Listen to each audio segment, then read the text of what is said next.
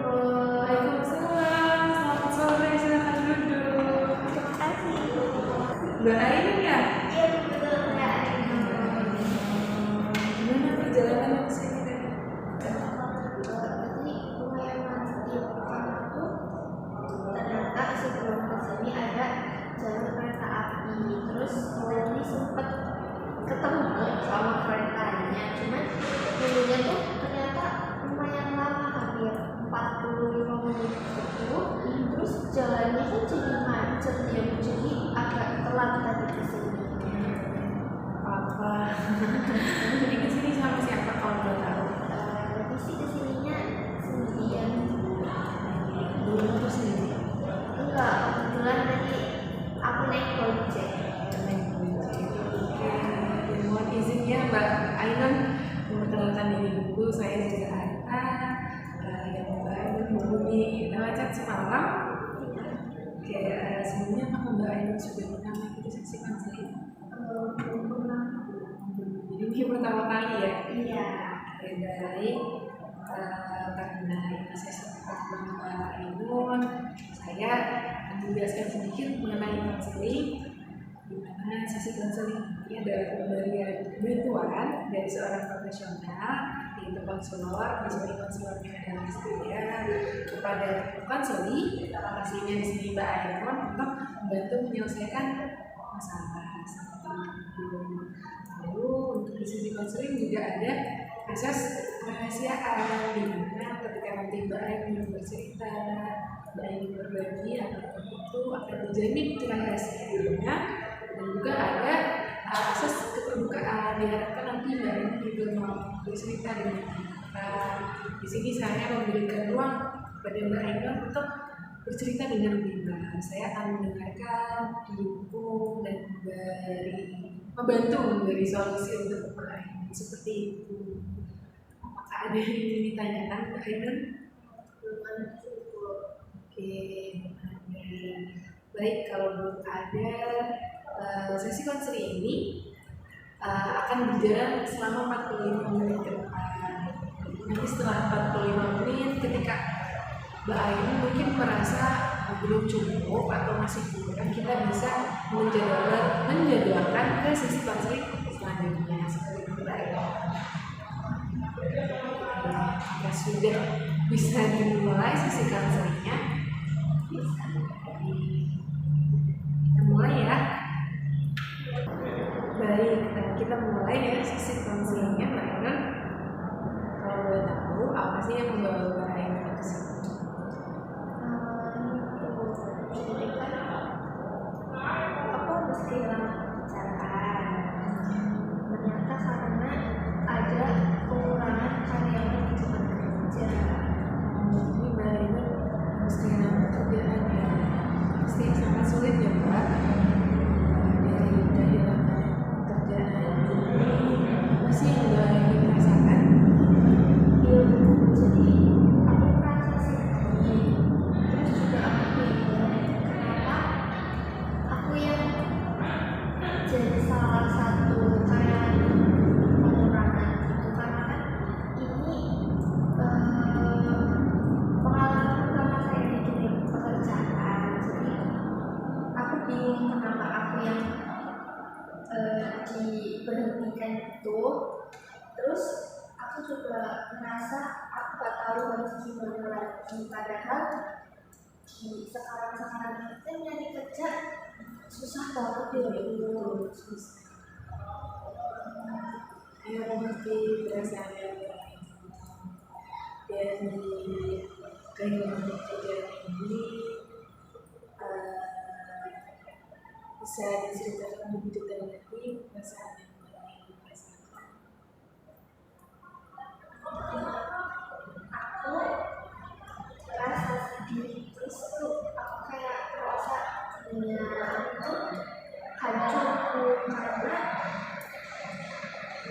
nggak tahu kenapa ya, bukan itu orang kerja pertama, jadi kayak ngerasa gitu. Terus aku juga merasa khawatir tentang nanti di depannya gimana, bakal dapat kerjaan yang lain atau enggak. Terus aku juga bingung nanti cara bayar latihan kostum, karena di sini saya merantau, terus nanti cari pekerjaan yang baru apakah bisa atau tidak. Terus aku juga merasa tidak berguna untuk saat ini dan merasa gagal sendiri. Nanti biasanya dalam kehilangan pekerjaan memang salah satu hal berat yang bisa memicu emosi yang kuat ya, kayak tadi Mbak yang bilang sedih, bingung, marah. Tapi perlu diketahui juga apa yang dirasakan sama Mbak Ayu, apa yang dialami Mbak Ayu itu adalah hal yang wajar. Jadi emosi-emosi tadi itu wajar Mbak Ayu rasakan. Saya mengerti apa yang Mbak Ayu rasakan, kayak kerjaan memang terasa berat dan sulit ya. Dari kerjaan itu bisa berdampak memicu emosi-emosi yang tadi juga Mbak Ayu rasakan, kayak marah, sedih, khawatir. Jadi perlu diketahui juga emosi-emosi atau perasaan yang Mbak Ayu rasakan itu adalah hal yang wajar. Dari yang sudah Mbak Ayu ceritakan tadi, apakah ada pikiran-pikiran yang muncul setelah ini, pikiran-pikiran tertentu yang muncul setelah ini? Ada beberapa satu yang ada pikiran-pikiran yang terus aku juga kepikiran kalau aku tuh gak bakalan bisa mendapatkan pekerjaan yang layak lagi. Terus aku juga merasa bersalah sama keluarga karena untuk akhir-akhir ini belum bisa menafkahi lagi keluarga yang ada di kampus.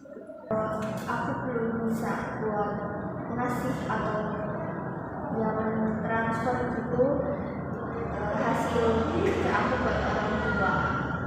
Jadi banyak merasa nggak mendapat pekerjaan yang lain lagi ya, terus juga merasa bersalah juga karena belum bisa mengirimi uang ke orang tua. Kita lihat lebih dekat lagi ya perasaan sama pikiran Mbak Ayu. Ya, Mbak Ayu merasa kalau Mbak Ayu nggak akan dapat pekerjaan yang layak lagi dan nggak bisa mengirim, merasa bersalah, merasa tidak berguna karena tidak bisa mengirim orang tua. Dari situ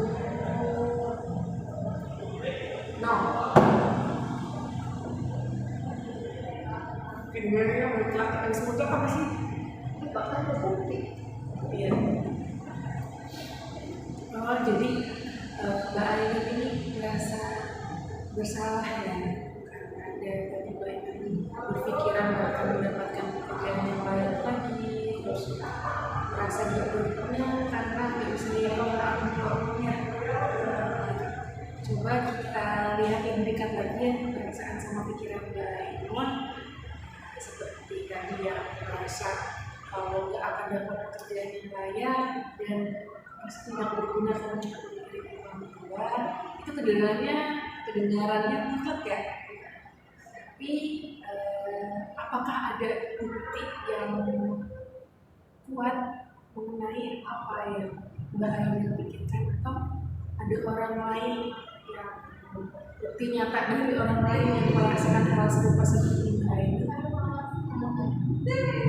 Sebenarnya kalau buat bukti yang kuat itu belum ada ya Bu, tapi aku merasa sulit untuk mencoba berpikiran positif.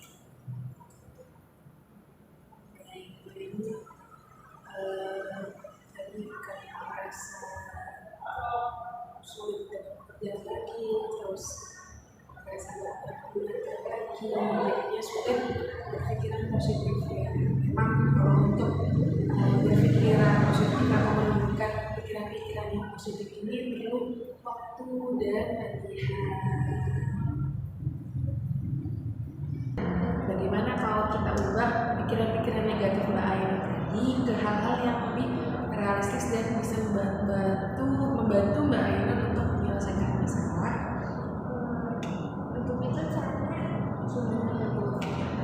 Kita bisa ubah hal-hal tadi, misal jadi mencari pekerjaan itu membutuhkan waktu yang lama, tapi Mbak Ainun bisa untuk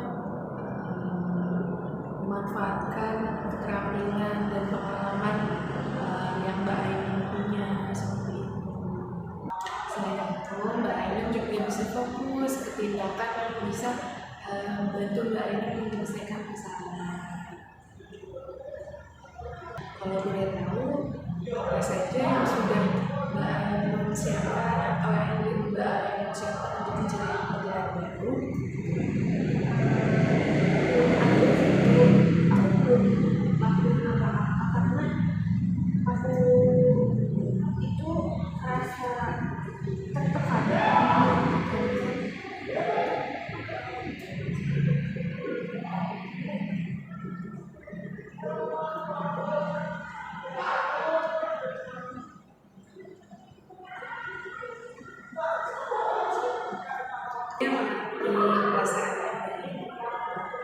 Jika Mbak Ainun mengambil satu langkah kecil saja, itu bisa membantu Mbak Ainun untuk merasa lebih baik lagi dan bisa mengurangi rasa tertekan yang Mbak Ainun rasakan. Apakah ada langkah yang bisa aku lakuin buat kedepannya? Langkah-langkah ya bisa, mungkin Mbak Ainun bisa bikin daftar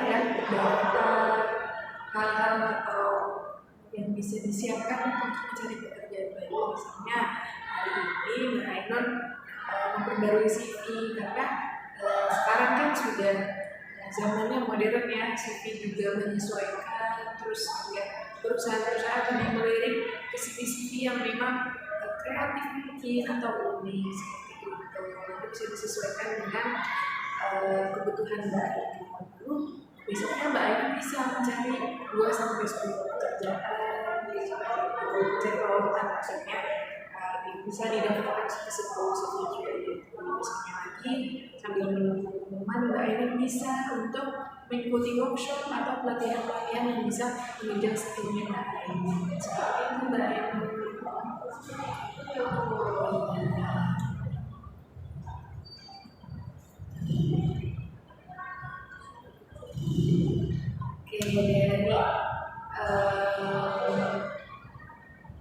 Dari hal-hal yang sudah kita lakukan tadi, apakah Mbak Ainun bersedia untuk melaksanakan langkah tersebut?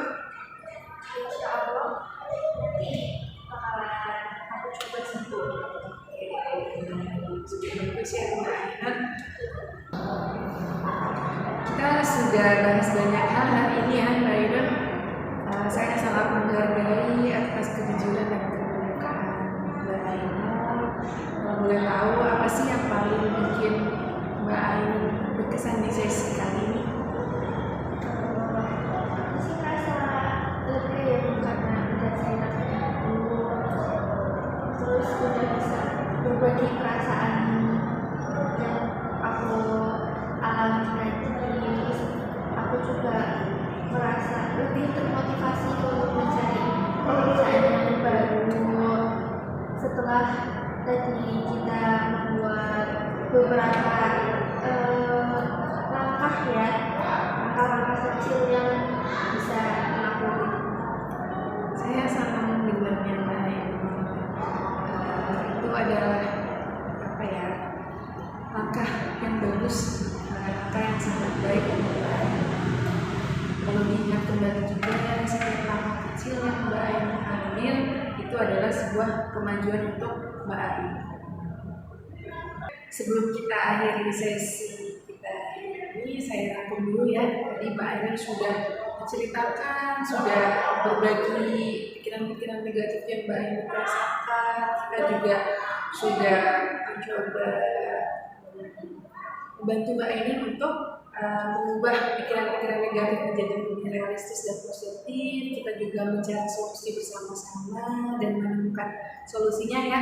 Dan Mbak Ainun juga bersedia untuk melakukan langkah-langkah tersebut agar bisa mempersiapkan mencari pekerjaan selanjutnya. Iya, pekerjaan memang pengalaman yang sangat berat ya, Mbak. Tapi ketika ada masalah dengan adanya dukungan yang baik, tindakan yang tepat dari Mbak Ainun juga mau berusaha, itu bisa lebih cepat membantu menyelesaikan masalah. Saya juga percaya sepenuhnya kepada kemampuan Mbak Ainun. Kalau Mbak Ainun itu pasti bisa menyelesaikan masalahnya sendiri, bisa mencapai tujuannya Mbak Ainun inginkan. Seperti itu ya Mbak Ainun.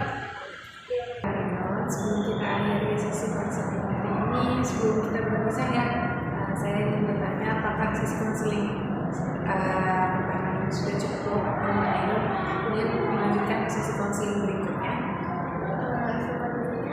Sudah cukup Bu.